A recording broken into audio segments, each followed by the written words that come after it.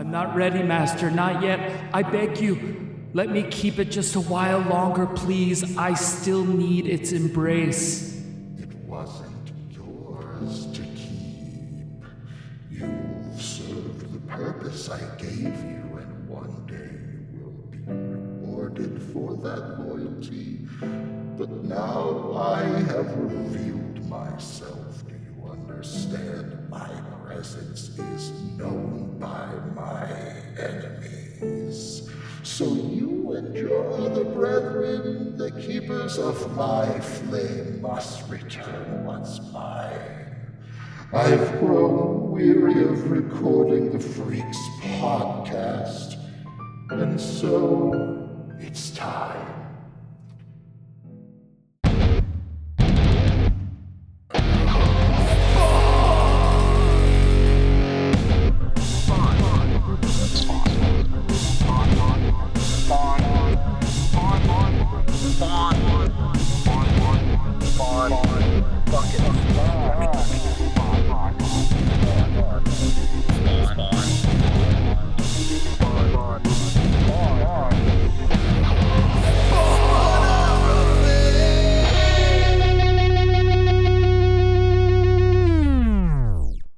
Welcome back to another episode of Spawnography. I'm one of your hosts, Pierce Lyden, pronouns they, them. Here with, as always, George Morrison, pronouns they, them, or she, her. I'll be taking my podcasting Emmy.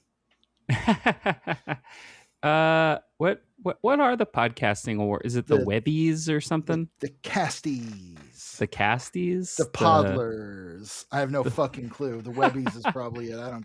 I don't care. I'm not in this for the accolades. I'm in it for the comics. I am in it for both. I would like to be in the next Time magazine top 100 podcasts of all time. We are definitely one of the top 100 podcasts about Spawn of all time. So there's that. We are one of the Spawn podcasts ever. That's true. And we're one of the comics podcasts ever. Of all time. I would say, you think that there are 100 comics podcasts better than ours? If they are, we can probably take them if we start at the bottom and work our way up. Well, we'll never know. But if anybody wants to put us on a top podcast list, you can.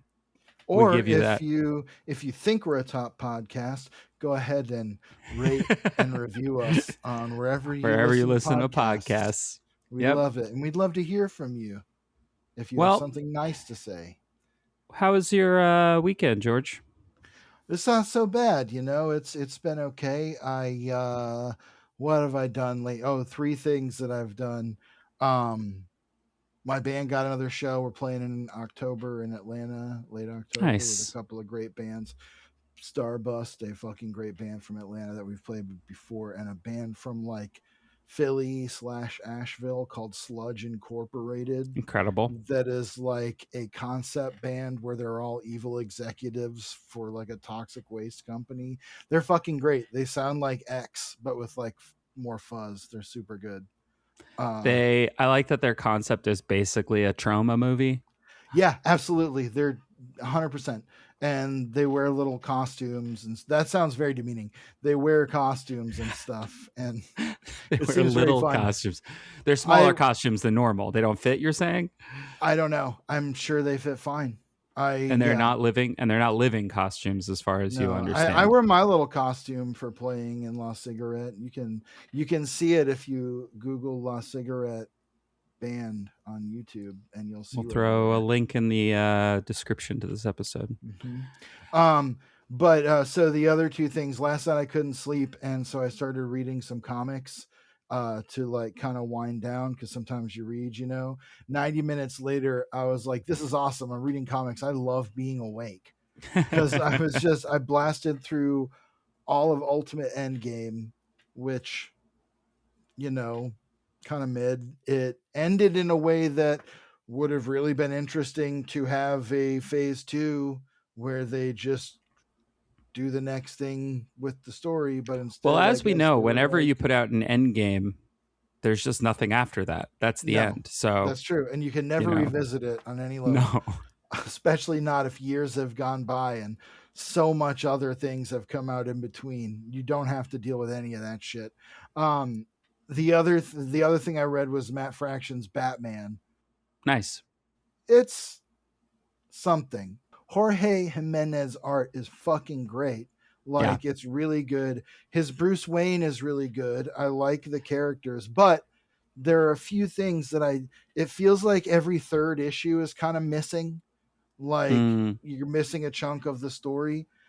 And it is a double-edged sword that it is just a completely bizarre gonzo kind of comic in a way. Like, not in terms of violence like Absolute Batman, but like Vandal Savage is the police commissioner and Poison Ivy's the mayor, and they blow up Wayne Manor, and like Batman blows up his own house. It's just like, it's like Chip Zdarsky's Daredevil, where every issue is like, oh, Elektra killed zombie president on camera. So now that's what's happening in this fucking comic. It's wild. Yeah, I think that also Absolute really being the kind of premier Batman title right now is leading to weird expectations for Fraction's Batman. The other thing is I like Fraction's Batman. I liked it enough to sit and read 10 issues of it or whatever. Yeah, I mean, Jimenez also, I think, is the right choice for a writer who does tend to not go off the rails, but seems to have a very specific vision for the characters that he writes, to the point where I do think that longtime fans who are not used to his writing, but like these characters, might go, these characters are being written out of character. And it's like, well, if you're not here for what Matt Fraction's kind of vibe typically is, at least the book looks right, because Jimenez has been at DC for 15 years now. Oh yeah, well, he's the anchor of the book for sure. Yeah. And again, I enjoyed it enough to read whatever many issues of it in a row, like catch up on all the ones that are on the DC app at least. Yeah. And I liked it enough. I think it's compelling. It doesn't always work for me, but like I said, I had a good enough time reading it that I'll keep continuing to read it. The other thing I did this week that's similar in terms of like my reaction to it on some level.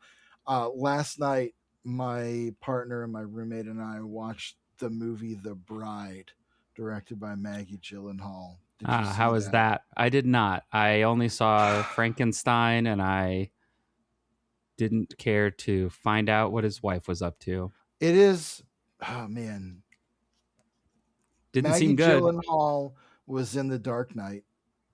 Correct. With Christian Bale. And this movie is basically like, what if the Joker and Batman were fucking? And the Joker was Batman's manic pixie dream ghoul. It is got some interesting stuff. Visual design, very cool. It cost way too much money. Would have been better with a smaller budget. It was a fucking mess, and all it had was references. Like, I'm going to spoil some of it. I don't give a shit. If you don't, you skip it. I don't give a shit. The bride starts killing people and inspires a whole movement of women to dress as the bride and take to the streets, much like the Joker. Joaquin Phoenix's never heard of it. It's only like one scene in the whole thing, but they're showing these newspapers that are like, you know, spinning into the position of like, and it says like, Twisted Sisters Rage Against the Machine. And then the next one, the headline is just like Violent Femmes. And it's like, that's the level of movie it is, where it's definitely Maggie Gyllenhaal and everyone's sitting around being like, this is clever. And let me tell you, it ends with a quote, a verbal quote from Romeo and Juliet kicking right into the monster mash, as if to be like, did you get it though?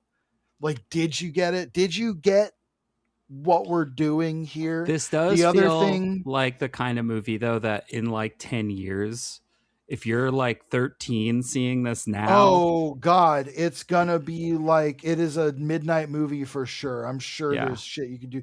There is a scene that totally is where I was like, okay. I will say this. Again, I had a good time watching it. I enjoyed watching it with the people I watched it with. And also, I felt it was worth engaging with enough as a film to have, a discussion with the people I was watching it with. That said, it also is a movie where there is a whole dance number with Christian Bale's Frankenstein and Jesse. I'm not good at last names tonight. Buckley. Jesse Buckley, thank you. The bride leading this whole group dance set to what song? But Putting on the Ritz. And then at the end, Christian Bale's Frankenstein goes, Putting on the Ritz. And that's when we all looked at each other and we were like, holy shit, man. That's as deep as this movie's going to get. Then, wow. As I often do, I went to the Internet Movie Database, the IMDb. Haven't heard of it. And I looked at the trivia. And before I did, I said to my partner, I was like, I hope in there's a note that's like, the movie pays homage to Mel Brooks's Young Frankenstein. Mm-hmm. First thing it says, the movie contains an homage to Mel Brooks's Young Frankenstein. When the monster and the bride are dancing together, the song they're dancing to is Putting on the Ritz. Christian Bale shouts out Putting on the Ritz in the same manner that Peter Boyle did in Young Frankenstein. Pierce is hanging their head, and I don't blame them. That's too much. It was a wild watch. It was almost like it is very much like Midnight Movie in a way that I don't think I necessarily... It will be like reclaimed by current teenagers in like 10 to 15 years. I could see it being something where people like do fucking stupid call outs and shit like Rocky Horror, which I love Rocky Horror. And I went to the Shadowcast once. My same partner that I watched this movie with, is such a huge Rocky Horror fan. She has a Rocky Horror tattoo. And she has been in the Shadowcast. I was in a Shadowcast once. I forgot about that. I was Rocky. Nice. Yeah, it was fun. And years ago when I was still drinking booze, which I don't do at all anymore, we went on a pub crawl in Atlanta, where like every stop was a bar on this, strip that had a different shot themed on Rocky Horror, and you took your shot. That's pretty fun. The next one, and it ended at the Plaza in Atlanta, which is a fucking wonderful movie theater right next to Videodrome, one of the last real movie stores. Nice. Out there. It's amazing. If you are in Atlanta, go to Videodrome and go see something in the Plaza Theater. They do Rocky Horror with the Shadowcast, so it ended there, and we saw that. And I was hammered enough that I was like falling asleep through parts of it and waking up and shit. I'd seen it before, but it's awesome. I love it. Also did the midnight showing of The Room multiple times, like in Athens here, which is similar. You have your call outs and your like little things, and we did it all. It's very fun. I've seen that movie too many times. The Room? Yes. I've seen it probably have you at seen least the 10 times. Have you seen the remake? The Bob Odenkirk one? Yeah. I have not seen that yet. I haven't watched it yet either. No, but the one scene that came out seemed kind of funny. They did it in like 12 hours. Yeah, with no rehearsal. Seems funny. Yeah. We're just coming off of San Diego Comic-Con. Quite a bit of Spawn news. Oh yeah, that's true. Lots of news. New Black Panther. True. Who awesome casting, David Johnson. I love David Johnson because he's great in everything I've seen him in. So yeah, great, and basically the best part of Alien Romulus. Yeah, definitely. Oh, you didn't like the deep fake that was in it? You didn't think that was cool? Oh, man. I did not like it. I would have rather they just did the animatronic, because they had an animatronic on set. Yeah. I would have rather they just did that. It's already a fucking animatronic. It's an android. And apparently it was all done with the participation and blessing of his family, because, and the reasoning was, before he died, he always wished they would bring him back for another Alien movie or for another like Lord of the Rings or one on of the that level. On that level, I'm kind of like, I'm glad they were able to honor his wishes. It's fine, but it doesn't make the movie better. No, it doesn't. Agreed. The big thing that I thought was really cool was Todd basically saying, "Oh yeah, I have a 90-minute movie with a 90-minute animated film, basically ready to give to somebody to draw, that we've already done all the animatics for and voice acted." I want to see it. I want to see it. I want to see it. I want to see it. I want to see it. Me too. Keith David and Mark Hamill. Come on. I mean, and Mark Hamill as Twitch. Incredible. Is that really? I missed that part. I have been doing some upkeep with San Diego through some of the freelancing I've been doing, but I haven't kept on top of everything. I saw that I saw the movie part. I didn't see the Mark Hamill and Keith David part. Yeah, Keith David. Fuck. Oh, is it like an older thing that just hasn't been produced? Apparently, right? he's had it for a long time. Like, he got into a fight with the studio and bought it all back from them. Wow. I want to see it. Someone do it. I mean, it sounds like it's not quite as finished as he made it out to be. It sounds like it is like storyboarded and not fully animated. Animatics, yeah. So, well, okay, fair enough. See. But and then honestly, do the storyboards as a comic. That would be also pretty sick too. Well, that was the big question that was asked by friend of the pod. Oh, I did see that too, where they asked would he do any of this stuff as comics, and he said he'd rather do it as the thing. Yeah. Friend of the pod, Chris Killian, was asking him for comicbook.com. Which, I mean, listen, Todd's the consummate salesman, right? So he's always trying to angle for the version of it that he wants, rather than, although would read Spawn 97 if they did like the continuation of the movie. Spawn 77 looks pretty cool. I'm into it. I did watch recently an interview with Todd from it's from a podcast. God, I can't remember which one. I'm so sorry. Where he was talking about like his approach to drawing, especially at this point, where she was saying, if I draw a line, it's going to get published someday. It's not going on someone's wall, and I'm not going to, so Todd's the fucking lizard king, man. He's the eternal chameleon. And I mean that in the sense that he can adapt to whatever moment in comics and find his way through it because he's so focused on how comics are made. Yeah. And how to put them out. And that's actually interestingly relevant to the era of Spawn that we're in now, that we're covering, because we hemmed and hawed a bit about the change in tone when Jim Downing kind of took over as the new Spawn. However, post 200 and the big reveal there, even though Image United ended up kind of being a non-starter, faded away. Yeah, since then, in the months since then, as the book has kind of taken on a new life, it's kind of working a lot better. It is, and I have some thoughts on that I think are really relevant that we'll definitely get into. Gosh, there was something I was going to say about it. But also from San Diego, current Spawn writer Matthew Rosenberg. Yes, that's what it was. Is going to be taking over Turtles, which honestly kind of makes sense. I hope he nails it. Like, me too. He's definitely a punker, and very excited for 4 Kids Walk Into a Bank movie as well. Yeah, exactly. Well, there you go. He's nailed the archetype of like the 4 complementary rapscallions. Yep. So yeah, very cool. Speaking of what we're here to talk about today, we're in the middle of an arc.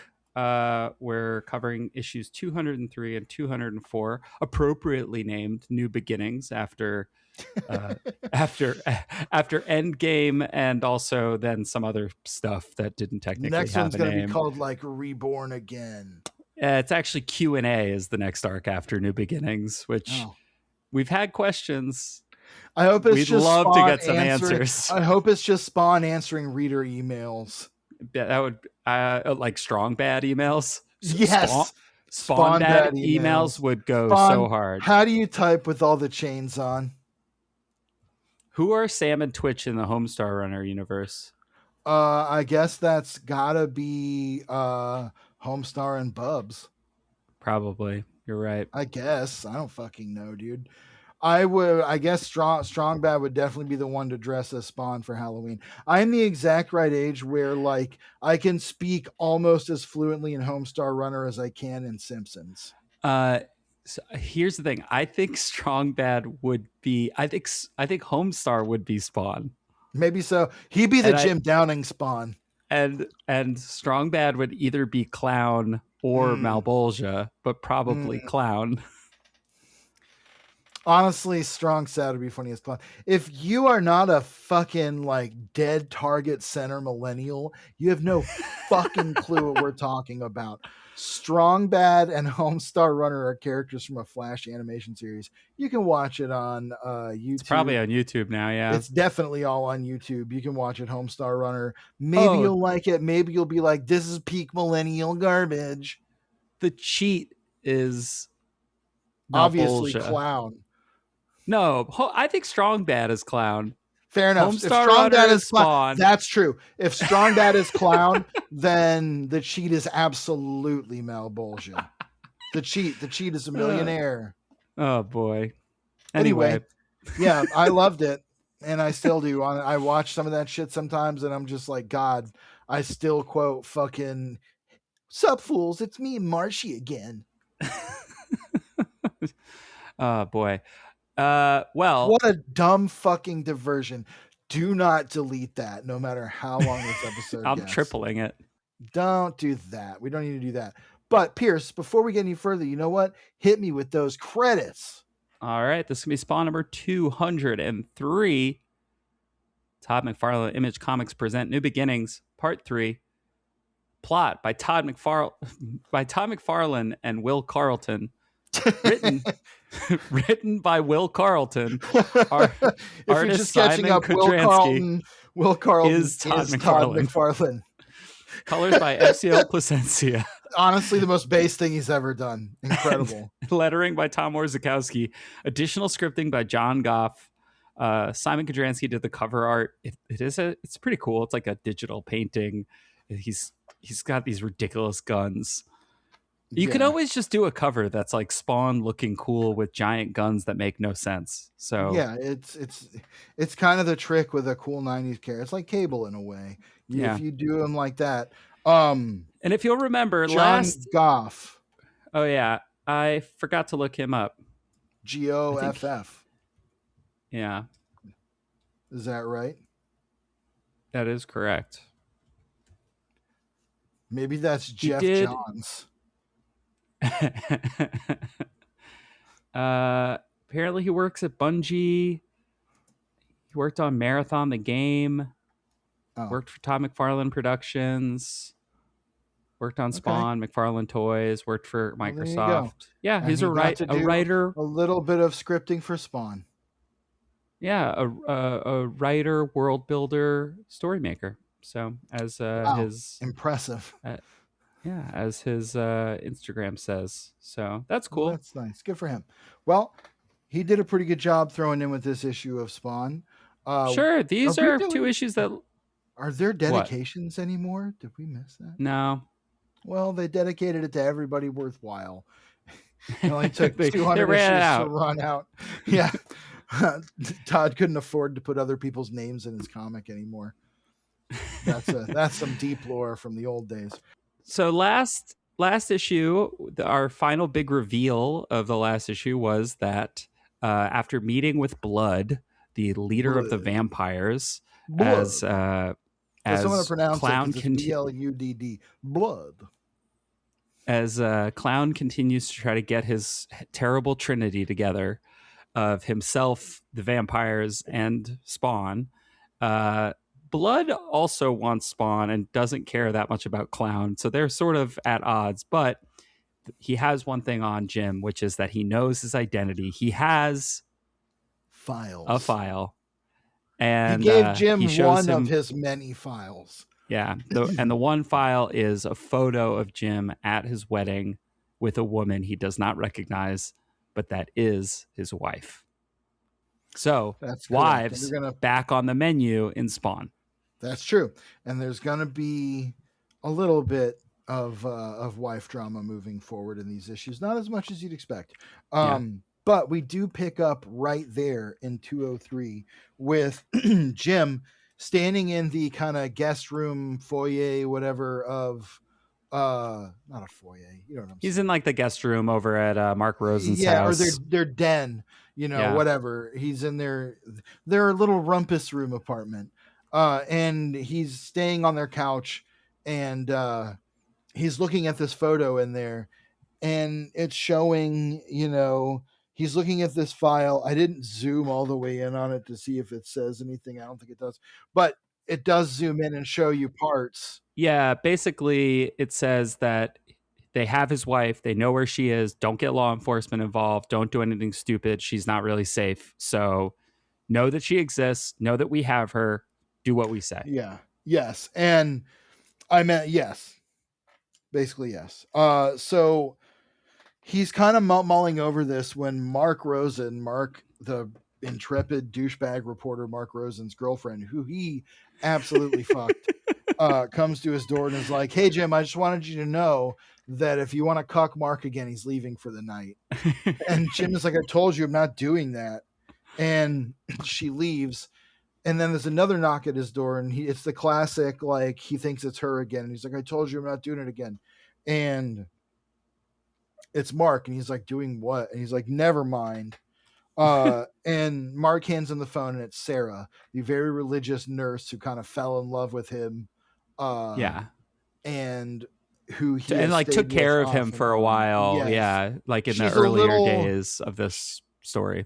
She's a little too into him more than he is into her. And well, especially now that he's become something of a celebrity. Jesus, yes, a savior too. Because as we all know, Jim Downing has the power to heal with his touch. And he did it on TV to a profoundly disabled man and healed him of his ALS, basically, like child onset ALS or whatever, some unique special thing. Anyway, now people are trying to track him down, paparazzi specifically, and they corner Sarah in a diner where she is calling Jim saying, like, "Please come help. These people won't leave me alone. I can't handle this. I've never dealt with anything like this before." And Jim is like, "Just wait, I'll be there." Two things I want to say. First off, this comic works so much better when most of the pages are black. Yeah. Even if it sometimes is like, okay, you clearly did a big black panel, so you didn't have to do a full background. It's fine. It works. It's good. It reminds me of like Batman the Animated Series, or Spawn the Animated Series for that matter, where like it is a city of darkness. Even in the daytime, it's like we've called back to Seven over the years a couple of times for tone, vibe, etc. This is like the city in Seven, where it's always dark and rainy. There's no sunshine until the very end, when like it sheds light on everything and it's all laid bare in the most horrific way possible. So you almost long for the darkness again. And it's a little bit like Spawn in that way. Yeah, well, and the other thing that we had said, and we got into a little bit last episode as well, but one of the things, the problem that we had with the Endgame arc and kind of the stories that came right out of that leading into 200 is that the book felt like it was really floundering to find an identity because it couldn't decide on a genre. And Kudranski, and part of that was that Portasio's art just wasn't vibing with whatever the script was happening to do on that. Too typical. Yeah. I think Todd and Wills fell way back into 90s kind of pacing and working relationship and style. That's the second thing I was going to say is, and maybe this is what you were getting at too. This works better to me because Todd McFarlane is writing over someone who forces him to reconsider what the art is going, like what the text and art are going to look like together. With Portasio, with Capullo, with his own art, obviously, he goes into that page knowing what it's going to say and generally where to put the balloons and all that stuff, especially if it's his own art. But in a situation like this, where they're still definitely working a Marvel method, Todd's preferred method, where he gives a plot, the artist draws it, and then he scripts it or gets John Goff to help script it. Anyway, here the art is so moody that it forces Todd to be moodier, sparser with dialogue, more hard-boiled and noir. And I love that. There are also the darkness is very much like, this is such a cliche, but the darkness is almost like not a character in the book in a way. I hate that phrase, but it is central to the visual language of the book at this point. Correct. Kudranski. and it creeps over everything like Spawn's costume. Yeah, I mean, I think that one of the only issues that worked in that 184 to 200 run was the Carrie Randolph issue, and it was just because it was a flat out superhero fight, so it looked like a superhero fight, but it didn't look like a Spawn book in so many ways. And this, at least, because it now just has a solid creative team that's working in tandem and not kind of working against each other or falling back on kind of old habits, it is allowing the book to take on just a different shape than it had. Kudranski obviously had worked on Sam and Twitch, and I think the book is taking on a little bit more of that tone of Bendis' Sam and Twitch. And so, but the dialogue is getting better too. Right. Well, I think that Kudranski, because listen, it's like I would say that a lot of this art's pretty heavily photo referenced.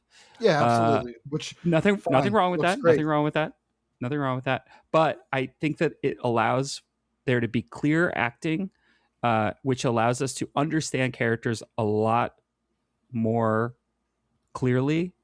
And I keep saying clearly, but it is it brings the clarity to the inkiness on the page. And it allows the dialogue to not have to be overwritten for you to understand what the fuck is going on. The mood and characterization are in the art 100%. And again, we've talked about it before. Kudranski definitely doing photo reference, but this is like actual artistic photo reference. This isn't him pulling like from Vogue or like a fucking right. It's not Greg Land. No, it's not Greg Land. It is actually the way artists use photo reference. And it works great because, again, he can soak the page in black or even the panel in black, and every part of the character's face that you can see is part of the expression of the tone, the emotion, the mood. And it works great. I also love this panel as we move forward in the story. We cut to Minsk in Belarus. And there's been a lot of like Eastern European vampire stuff, obviously, and shit like that. Where a guy in a cell named Victor is awoken by a voice, and we see just in silhouette the edge of the freak's, like we see just a hint of the freak's profile. That's a great example of a panel where most of that panel is black, but every line that's on there contributes to what we're seeing in a way that your mind fills in the blanks, the same way it does when you're looking at something in the moonlight through a window and you can see just the part of their body as they step into the light, or just a hint of the thing. It's really beautifully rendered, and we get a close-up on Victor's face as he says, "Master," and it's the freak, who we now know is a hollowed out shell housing the essence of Malbolgia, who has returned 100 issues after his death in Spawn number 100 as part of the rewritten cosmology of Hell and Heaven, where the old versions of those things are now cut off and sequestered away. And so different smaller factions and powers are kind of butting up against each other to be the ones who can claim the new version of heaven, hell, earth, etc. That's where Clown and Blood come in, and where they want Spawn to come in is to help them achieve being the quote unholy trinity that can rule heaven, hell, and earth. And so I really like how Kudranski puts these pages together. It's shades of Bob in Twin Peaks. Yeah, honestly, absolutely. Which is like a lot of what the Freaks design kind of, visually is anyway. But Kudranski picks some good angles here that really help sell the horror angle, but allow also enough space for the dialogue to come out. The scene plays really, really well, and basically, this Victor has been holding something for Malbolgia, and Malbolgia is going to take it back. And we learn that it's part of Malbolgia's power. What I was going to say, though, as we get to that, is this is not influenced by, obviously, but for a contemporary touchstone, reminds me a lot of Nosferatu, Robert Eggers' Yeah, Nosferatu, totally. where everything is lit very dimly, but you get enough of everything that when it's finally laid bare at the end, it's so much more grotesque than your imagination. Yeah, But your imagination has already seen so many terrible things. That's something Eggers is great at. I'm excited for Werewolf, man. me too. That's going to be awesome. I'm also Anyway, excited for Werewolves, okay. which is the sequel to What We Do in the Shadows. Oh, okay, cool. Yeah, great. Love that. I Yeah, love What We Do in the Shadows. Excellent film. Probably the best TV show ever based on a movie. Maybe MASH counts more, but mm. like certainly a modern one. Anyway, um this is all coming through, just like I said, the light, the moonlight of the window of this guy's cell. And this is very dreamlike. Like you said, Bob in Twin Peaks, David Lynch is obviously a very dreamlike. It's old hat now to understand that his movies and pieces are very dreamy, meant to Yeah, capture that absolutely. sort of like fleeting glimpse at something. But it has that like incredibly terrifying thing, because this would not be as ominous and effective if it was like, say, Greg Capullo drawing like the super crazy freak pose and the hair and like everything's rendered everywhere. It would look fucking great, but it would be a very different vibe, where this is kind of stripped back. And Yeah, it's like you said, using that darkness to build the tension and the terror. And as we just said, he's here to claim a part of his power back from Victor.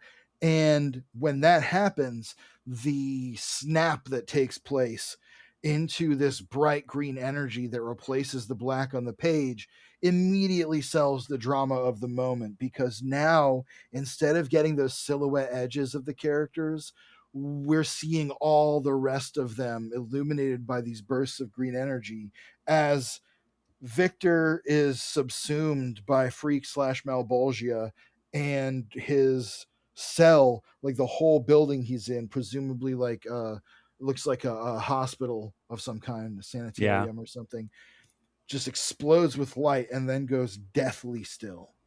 yeah.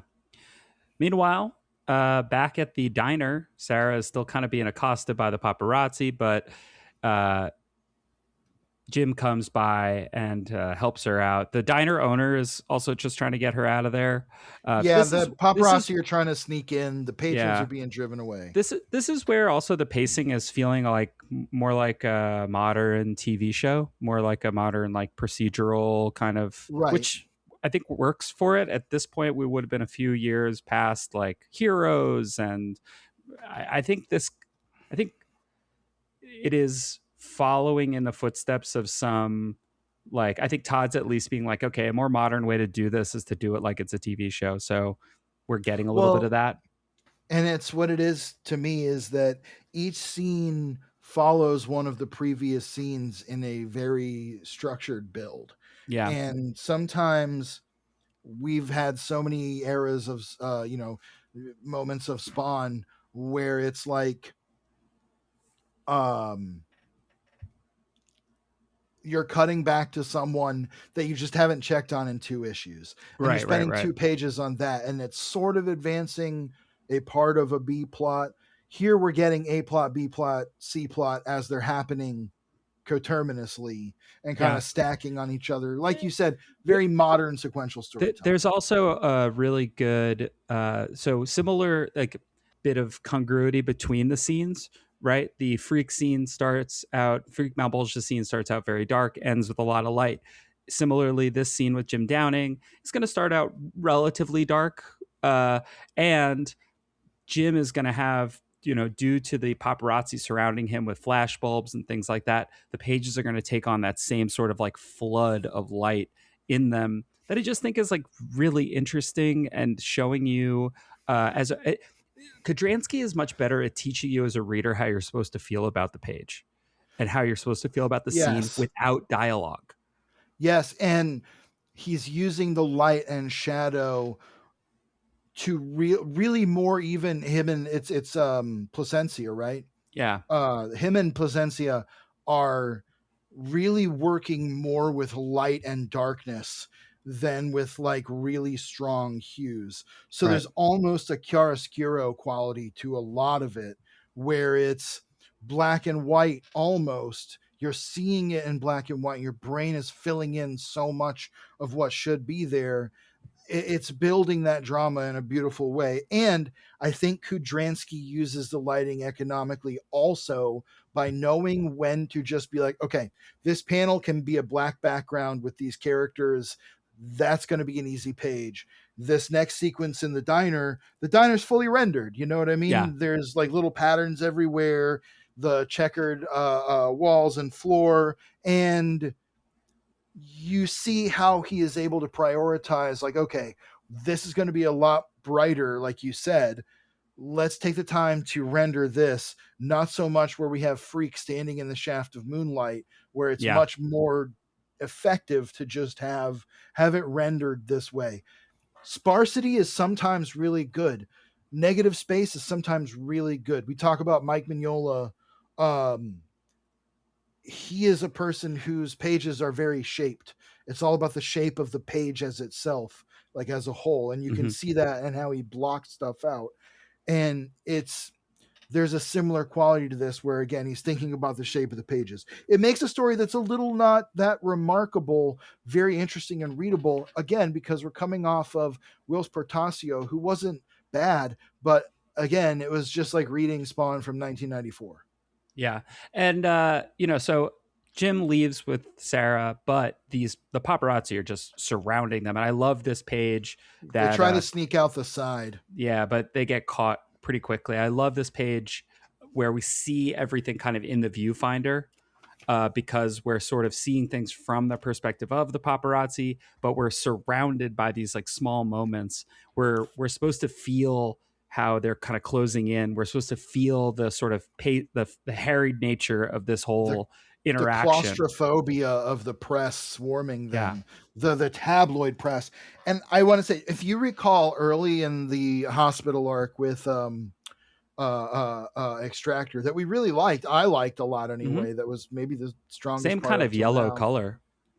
It was very kind of similar artistically, but also, if you'll recall, they had that sort of the scenes in the hospital where the dialogue was like overlapping and everywhere and stuff. And it kind of was just crowding the page and making it a little harder to follow what was important. That's handled so much better in these pages with the paparazzi, where like you see all the word balloons of them like crying out or calling out questions over the clicks of the camera sound effects. It has a better economy with that, because then you get this page that, as the one you were just talking about, that is a fucking great page for the viewfinder, where there's a lot less dialogue and it's just a dialogue between Jim and Sarah.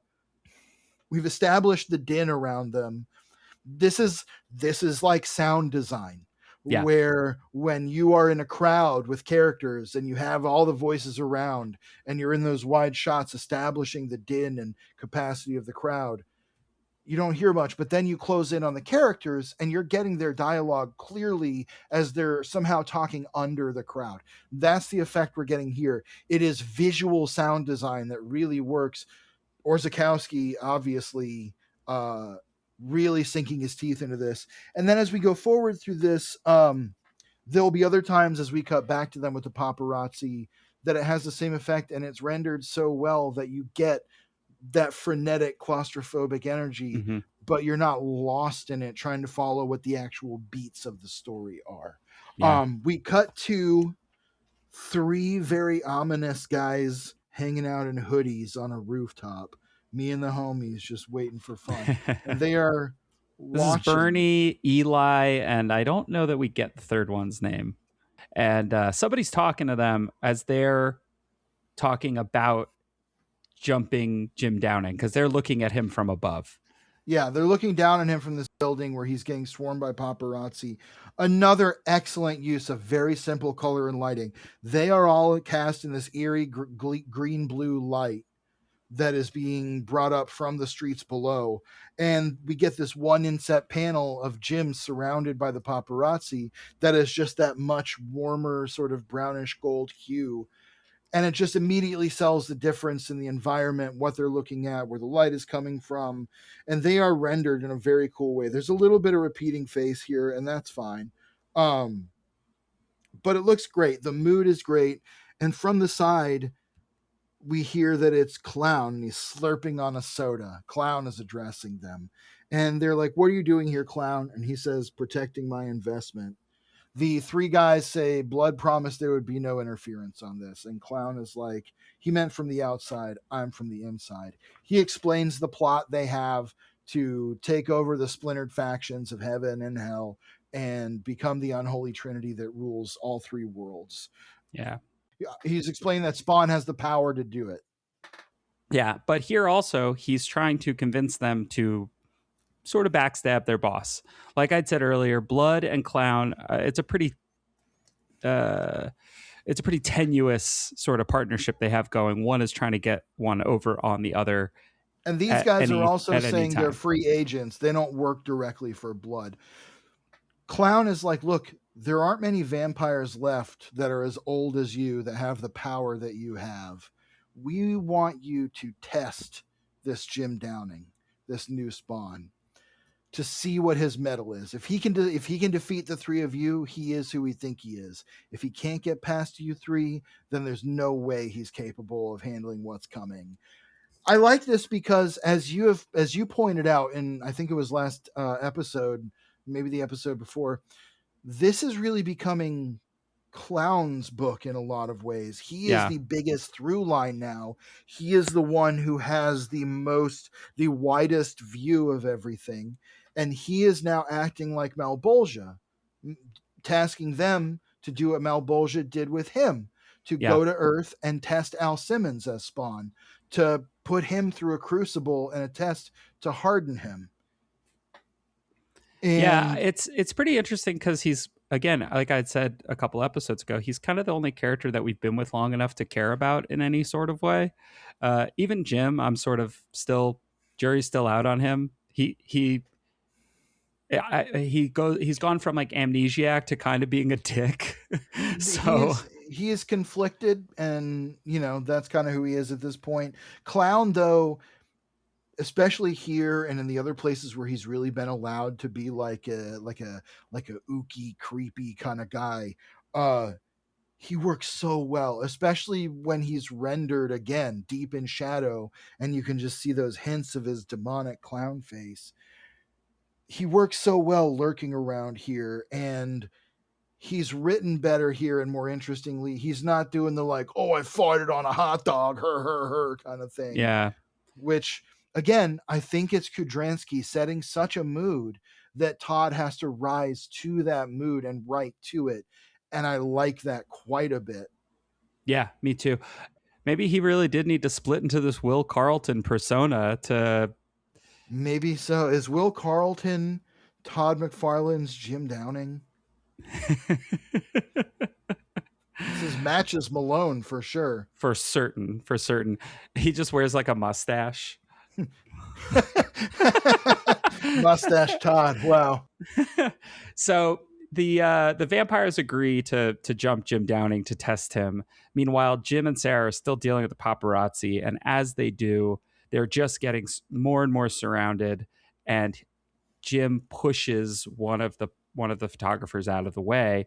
We do get a panel of Todd seemingly at the bottom here, as a crowd is reacting to.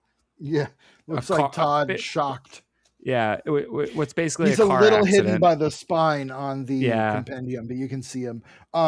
Because what happens is, unwittingly, Jim pushes the photographer away, and he gets hit by a fucking bus. Yeah, and it's this very intense scene. It's rendered in a really cool kind of way where, like, you're not aware of what's happening until there's this huge screech. Incredible lettering design. I'm guessing that's a combination of Orzechowski and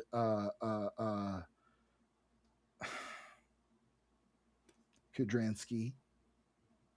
But we're going to give the dub to Orzechowski on this one. Yeah, really because good. It looks great. And we get this splash page of unmistakably New York City at Christmas time, no less. You can see the star on the light pole. The guy, the photographer, laying on the ground, hit, bleeding out, and the bus all smashed up. It's a really great splash page that just sells everything. And again, the lighting and color design, the conceptual and loose nature of what Placencia is doing with the colors is so perfect with Kudranski's art. I know we were a little skeptical of what Kudranski could pull off because he's done stuff that is kind of murky, hard to read, a little more abstract, almost like Ben Templesmith. But I'll weirdly say that I think that part of my problem with Kudranski on Sam and Twitch is the lettering that Orzechowski uses, where it's like no bubbles, kind of like a little bit more abstract. Right. I don't think it plays as well. Here with like regular lettering, it allows everything else to just be a lot smoother. And this scene actually plays really quickly, which is really great for the end of this book as we kind of race towards the end of it. Sarah sees this guy in pain and jumps, her nurse's instincts kind of she's a nurse fire. And so she goes to help him. And I mean, at this point, everybody knows Jim Downing can heal somebody. So she is quickly like, if we don't help this guy, he's gonna die. Yeah. And she says, like, give me your shirt. I need to, like, she's going to create a tourniquet and all this. But she's kind of like, listen, like, I'm not going to be able to help him. Like, he's in bad shape. Jim, like, do what you need, what you can do. We know what you can do. There's all these people around. You've been on TV. Please help him. Do it. It's your fault. And he says, he can go to hell. Very dramatic, but a good ending for the book. Yeah, and that brings us to Spawn 204. So Pierce, hit me with the credits. All right. Spawn 204, New Beginnings, Part 4, plot by John Goff, additional plot by Todd McFarlane, written by Will Carlton, artist Simon Kudranski, colors by FCO Placencia, and lettering by Tom Orzechowski, additional scripting by John Goff. And we pick up right from that moment. And Sarah is just like, you are the only one that can do something. So don't you dare stand there and tell me you're willing to let him die. Look me in the eye and say that I don't believe it. I think I like this, a little bit of her religious side, kind of saying to him, like, this is not who you are. Like, this is like, well, and it's also a little bit of that Spider-Man, like, you have the power. He's right there. You have the responsibility to help. Again, fits her as a nurse. Even the other paparazzi are like, come on, man, you got to help him. Yeah. Like, he's a fucking human being. And Jim leans in and he just whispers to Sarah that he's going to do it. Not because he cares what happens to that guy. Not because he cares what the other paparazzi think, but because she asked him to. This is I mean. Jim Downing is kind of a dick. Well, everything we know about him is that he is not a good guy. True. Like, it's kind of fallen by the wayside. We've become a broken record about that he's patient 47 and he was his he was the guy that his own. There's been clues that have just kind of been dropped and then moved on, and maybe it'll come back. So, but all of that has painted him as a schemer who is trying to seize power for himself, not a guy who is a tragic hero come back like Al Simmons, trying to find his way back to something important.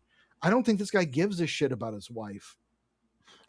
I think he does. From trying, I think I don't think in his previous life he would have done what he did if he was wife guy Jim Downing. I think now he cares because he wants to know. I think he only cares about the fact that he has a wife. I don't think he cares about who she actually is, because I think that the Jim Downing that fucked Mark Rosen's girlfriend doesn't give a shit. Is that guy anyway. He would have done that anyway, even if he knew he had a wife. Yes. He's like if Jesus was a jerk. If Jesus, the Jesus who fucks. It's teen Jim Downing, the Jesus who fucks. Hell yeah. Yeah, so he decides to heal the guy up on the symbolically. Well, he kneels down in front of him, and he's got Sarah's bloody handprints on his chest, like angel wings. Yeah, it's a good little panel. He puts his hand on the guy's chest, and Clown and the vampires are watching, and they're like, "What's he doing?" And Yeah, Clown Clown's says, like he's gonna blow his cover because he's weak. and we get, again, very decompressed kind of storytelling, but it's good pacing in terms of trying to wind us up as an audience. It Is it sells the really gonna? tension of a Yeah, few seconds of like it, we saw it in the previous episode where he healed the guy in the wheelchair. but There it was just seemingly this that moment of happened. silence. But it seemingly happened a little bit more instantly, so it's nice that they Right. draw it out here. He says, "God damn it, why won't it work?" But then suddenly he yells, He "Work!" Yeah, he yells, and rears back, and screams it out. his eyes glow green. A giant green light envelops. I love this splash page. It's great. Yeah. And the guy is like floating off the ground, and there's a million photos, and he gets up. He's fine, and he doesn't know what's going on. Yeah, and here's where we get more of this cool paparazzi, this well-handled like paparazzi like barrage of questions, where it's down there in the black gutter of like the long strip of panel, and you can see that they are just, it again sells that sort of Frenzied sequential nature. visual where they have now become a cacophony, and they don't even matter. All that matters is Jim and the guy who gets up and is like, "Where's my camera?" And the vampires above are watching, and they say to Clown, "Was that the costume, or did Downing do that?" And Clown says, "Both. That's what I was trying to warn you." And the other guy says, "This complicates our mission." And Clown's just like, "You think?" Meanwhile, we cut back to Mark, who is on the phone trying to track down details about Jim Downing, maybe trying to find his wife, if he has a wife, any info he can get. And he's talking to some of his contacts. Meanwhile, his poor put upon girlfriend is again trying to get his attention. And he's just like, "Leave me the fuck alone." She is once again, from this initial shot, seemingly naked and presenting herself to him. And She's he's wearing like, lingerie. we find that out in the next panel, but like, he's like, "Sorry, babe, I gotta try and dig up information. It might take a while." And she's like, "Was he really married?" And he's like, "I don't know, but maybe he was." And she's upset that he cares more about Jim Downing than he cares about her. So she slams He the door cares and about leaves. everything more than he cares about her. He's such a jerk. He's also like, I think that's the one thing that I wish I had in this book, was like a character who wasn't a jerk that I liked. Yeah. But also, I mean, whatever, I don't even it's like fine. Sarah that much, to be totally Yeah, that's honest. what I'm saying. I don't That's what I'm connect saying. with her. She's I kind of like Clown the most. I like Clown the most. I like Mark's girlfriend. You know what I mean? She I seems think- like a good sport. I think she's kind of funny, but No, at least we know her name, even though I can't remember it. Susan. yep. At least Oh, now we know did that it's Susan. Did we just get her name? In the last issue. Oh, in the last issue, right? It took like it took like 14 issues to find out her name was Sarah, and it wasn't just, we don't even have the name of that angel who died. We do. We had that name in a couple episodes before, but we forgot it. Oh, okay. Well, it was whatever, like Victoria or something. Probably I don't was. remember it, but then through the rest of it, it was just like, "That's my wife." Yeah. That's my wife, which is the only plot that matters to Todd McClellan, eternal wife guy.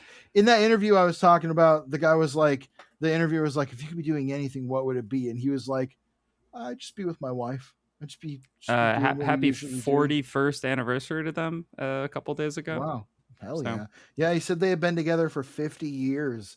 And it's like, yeah, sometimes you just find Todd's special interest is wife. And I guess they have a great life and a great relationship, and they support each other. And love art each art imitates life in a lot of ways. Most of the characters in Spawn, if they're not demons, are obsessed with their wives. Oh yeah, absolutely.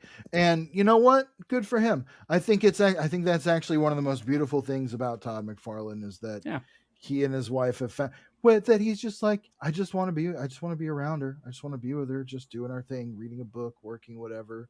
I just want to be with my wife. I think that's very pure. So Jim, now that the paparazzi are still swarming them, is like, "Sarah, grab my hand. I got to get us out of here. Run." and like the police are coming. He doesn't want to deal with that. She's like, she's just yelling at him to slow down, but they run down an alleyway, and she feels the way that I feel, where she's yelling at him and says, your actions don't make any sense. You help a boy on TV, you won't help a man bleeding at your feet. And he's like, you won't understand. I don't understand Yeah, she personally. says, make me.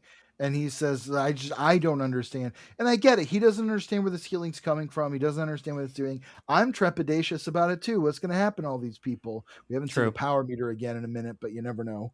And he is just saying, like, I don't know who I am. I don't know how these powers work. Who the hell am I? It's driving me crazy. And she's like, you're right. I can't imagine what it must be like, but you have God's gift. God's given you a gift, something so special and miraculous, you could change the world. And the cops, or paparazzi rather, see them down the alley. And she says, he says, do you trust me? And she says, of course I do, with all my heart. And he takes her into his arms, and they just disappear into the shadows as the paparazzi arrive. And they rematerialize in her apartment, which has like, it's like full on black mold all over the walls. Like that is a slum. It's not great. It's not great. But listen, New York City apartments, okay? It's rent stabilized. The landlord doesn't do a lot of upkeep, but she got it for a song. All right. Yeah. And she's like, he what has, did you but just by the way, do? hold on a second. He is teleported, and Yes. that he didn't even throw up. Yeah, exactly. That's very true. And she said, how did you do that? And he was like, I just thought about being here, and here we are. And then he kind of says, now you can see the magnitude of what I'm dealing with. You can see that I have all these powers and shit. And he says, I hope you don't hate me for it. And then he just fades into the darkness again himself. Pretty cool. And we see him rematerialize where? But at Spawn's throne. And Clown is there. He says, it's funny how you keep finding your way back here. Jim asks him where he's been. He says, I've been around thinking, but you didn't take my advice and lay low. I keep telling you, you're a target. People want your powers. They want to control them. And now that I think about it, hiding from the world would only make it easier for them. Heaven, hell, both of them want you to be alone where they can attack. Alone without anyone around to witness their actions. So I say, screw them. Go bask in the limelight. And Spawn asks, why don't they hunt you too? And Clown says, well, they do, off and on for centuries. And he says, it's not like I can turn into a monster and bite their throats out, which he absolutely can. And for whatever reason, he's been hiding the fact that he is Violator from Spawn to act as both like guide and enemy. Yes, he says cog, but he's also like the Violator who shows up to sometimes do shit. But no, he is absolutely filling the role of cog. And I think that's cool. I gotta say, I love these pages from Kudranski. I love the sketchy panel borders. I love his Spawn. I love the textures on the page. This is some of the best work across the last dozen issues. I truly love his like weird creeping spider webby transformation. It's very cool. It's very cool. I mean, look at these two panels or this sort of joint panel of Clown and Spawn looking at each other, and Spawn's looking down and Clown's looking up, and it's just like you can just make out the parts of them that you need to see. Kudranski treats Batman like Spawn, or Spawn like Batman. Sorry, Kudranski treats treats Spawn like Batman, where you can tell it's Batman if you just see the ears. Yeah. You know what I mean? You can tell this is Spawn because you can see his eyes. You can see the cloak. You can see the hint of his claws. But you don't need him being like in this dark blackness of this hellish alley of Rat City. It's great. So Clown says, I can't turn against the people that hunt me, but I can teach you how not to make my mistakes. Meanwhile, we cut to Blood, who's down at looks like he's hanging out at Rockefeller Center almost with the Atlas statue. He's talking to the vampires. The Atlas statue, which by the way has windows on it, which is crazy. Yeah, that's a very weird. he's talking to the trio of vampires, and he's saying, all these empires, how many empires have we seen fall? The Assyrians, the Mongols, Alexander, Rome, so many others.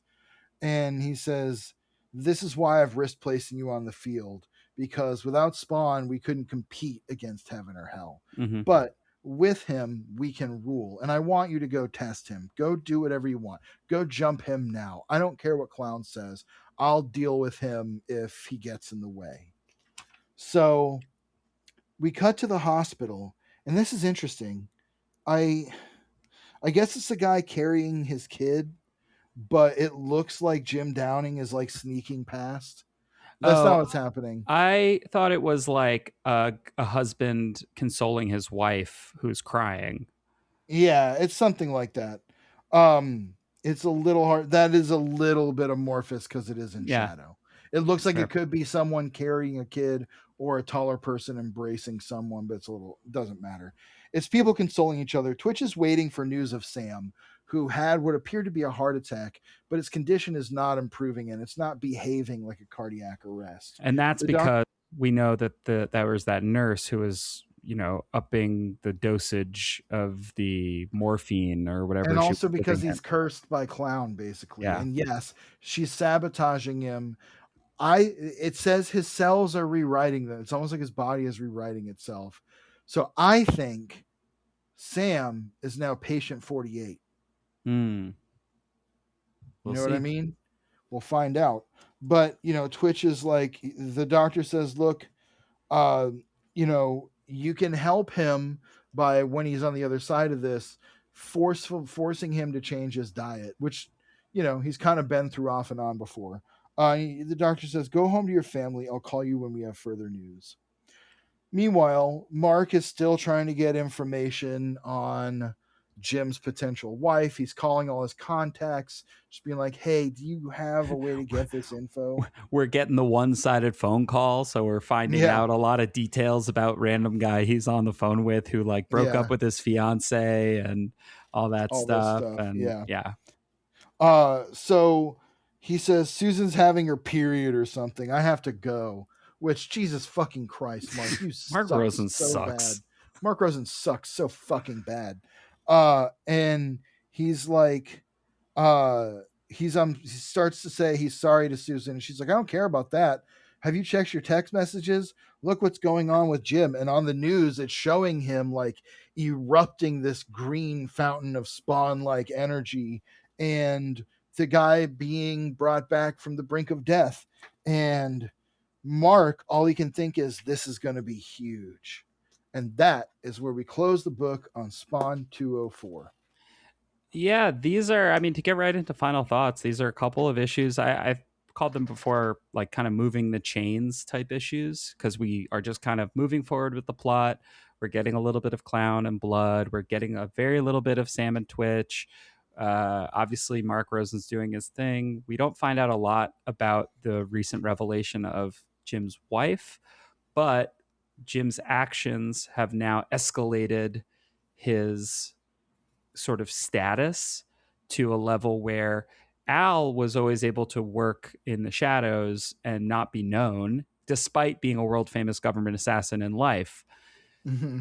We've said 1,000 times that Jim's story is sort of the opposite. He started out as a relative nobody, from what we can understand, even though I guess seemingly he was a scientist and a mad scientist or something, or a villain, or the head of a villain.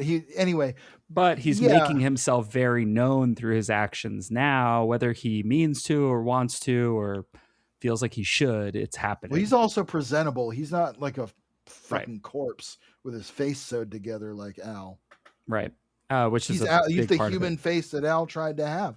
But yes, it is. He has his humanity. He doesn't have anything else. That's what he's trying to figure out is, he knows he is a human being on some level, but he doesn't know how it all fits together. And neither do we. And at least through these issues, I am definitely along for the ride. I feel more entertained by these and more engaged. We've said so many times throughout the history of Spawnography, we're very happy with Spawn. when it's cooking along with very readable Yep. issues, engaging. They don't have to all change the world. Comics don't have to do that individually. The monthly comic was never meant to be an earth-shattering thing every issue. Right. It's meant to tell a story and move along, and as you often say, move the chains and give us what we want from one of these comics. Obviously, we dug very deeply into the art on this, and that is usually enough to make me at least feel good about a comic. Mm-hmm. If I can get into the art on that level, that I want to just look at it and read it again and be like, man, this does so much with so little and it really works here. That's great.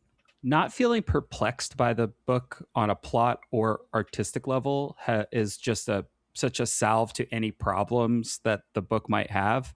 And like, again, these, like you said, these are not earth-shattering issues of Spawn. They're not earth-shattering issues of any comic, but they work. They work as the middle two issues that are going to lead us to some sort of conclusion, that are going to lead us into the next arc, that are going to lead us to some revelation about Jim, that are going to further along the larger story. And like, just like any kind of, I liken this a lot to a procedural. We're moving through the procedure here, right? We are getting through some of these. They're not, I would say, they're not too shoe leathery. I think that the stakes have been pretty clearly established post Malbolge's reveal, that it's like, yes, Malbolge's around, he's gaining power. Blood's gaining power, doesn't trust Clown. Clown's gaining power, doesn't trust Blood. Jim's gaining power, maybe shouldn't use it, but gaining popularity, maybe that's a bad thing. Sam and Twitch are in dire straits. Sarah and Susan and Mark are also there. But yeah. Not for nothing, also, these issues are interesting despite the fact that we have now spent 2 issues with this vampire trio without seeing them fight Jim. We haven't really had a Spawn fight in these 2 issues, but we've got cool Spawn shit happening. Spawn and Clown at the throne is a cool moment, and you get cool Spawn shit from it. And seeing Jim use his powers like that is an escalation for the character. It's something that is now changed in the story. Right. So there is, it's not the earth-shattering revelation, but it has escalated the plot. It has escalated the drama, and it has escalated to the obvious next chapter, which is what happens when this guy is so well known and he starts using his powers on this level, presumably where he's blasting energy and stuff. What's that going to do? What's that going to mean? And there's a question that we never had with Al Simmons, that maybe it's a simple one, but it works for me. It's a question that again, it's something Al didn't deal with. This is what I want to see when we've established all these rungs of the ladder, like Clown is his new cog. He's got Sarah, he's got Mark Rosen, all these different plots, and he's Patient 47. Take it to that level where we haven't seen anything like this with Spawn. We haven't seen Spawn celebrity.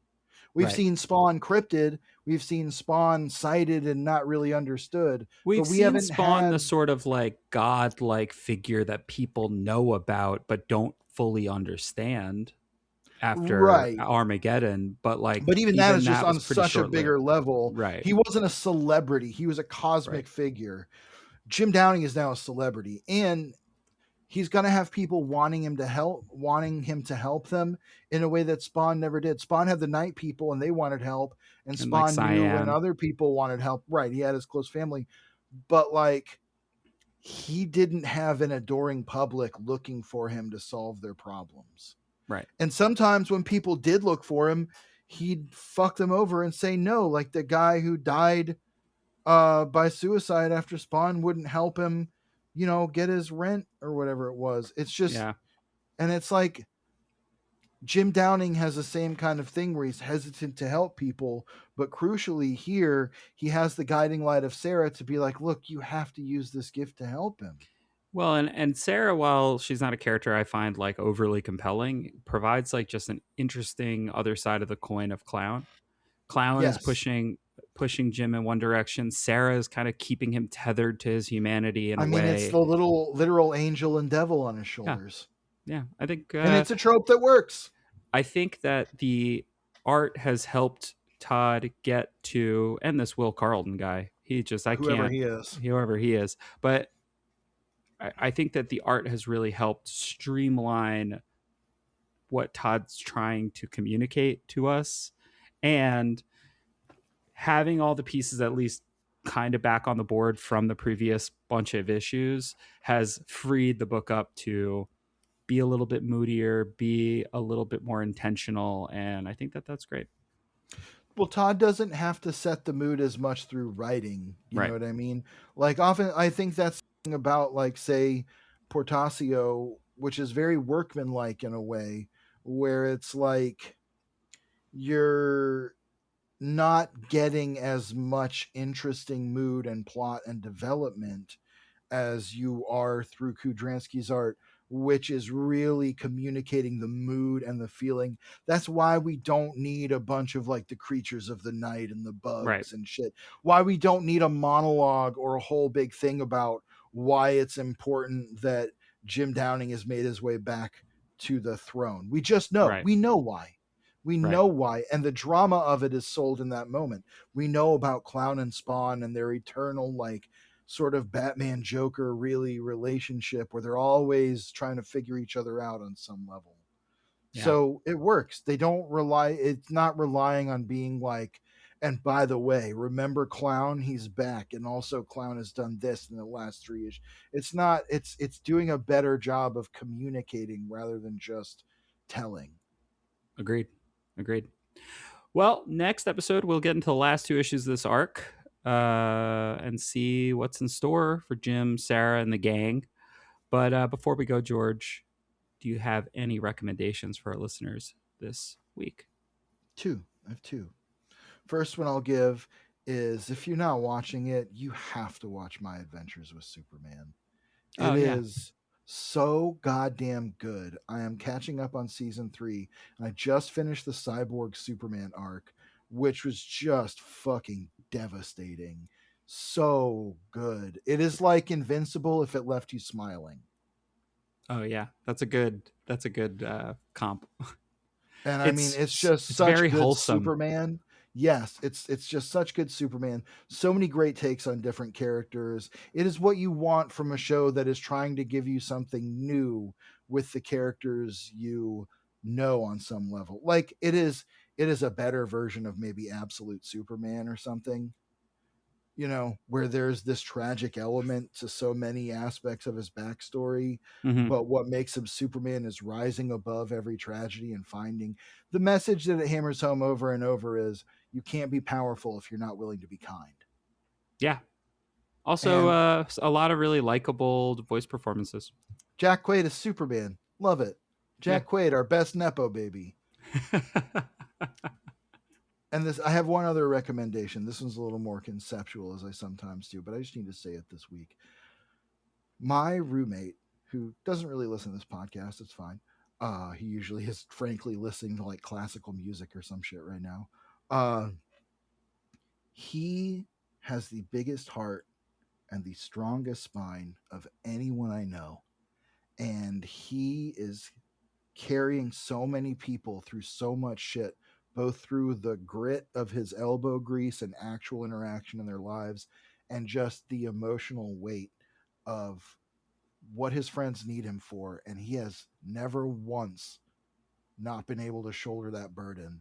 And it doesn't really mean anything for me to say it on the podcast. He's not going to hear it. I've said it to him too.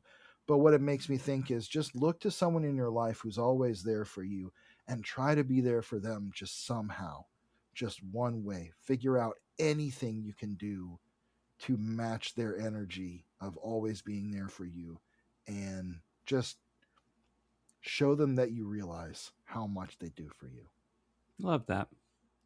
I don't have like a crazy recommendation. Having seen the Odyssey twice in 4 days, I'm just going to recommend Ludwig Göransson's score for the Odyssey. It's amazing because it rules. I've been listening to it a lot. It is a weird vibe, and I love it.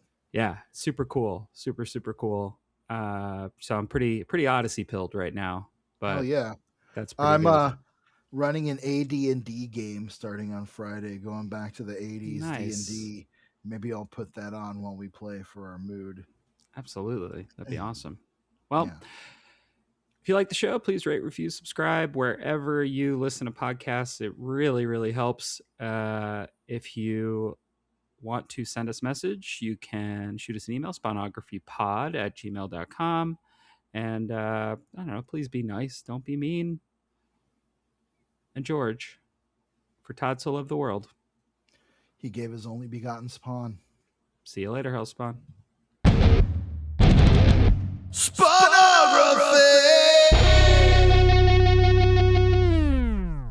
Spawnography is recorded in Athens, Georgia, and Queens, New York. It's produced by me, Pierce Ladden. Our theme music and logo were composed by George Marston. Episodes come out every Monday on Spotify, Apple Podcasts, YouTube, and wherever you get your podcasts. If you like the show, please rate, review, subscribe. You can find us on social media at Spawnography or at SpawnographyPod. If you'd like to reach out to us directly, you can do so at spawnographypod@gmail.com. Thanks for listening, and until next time, see you later, Hellspawn.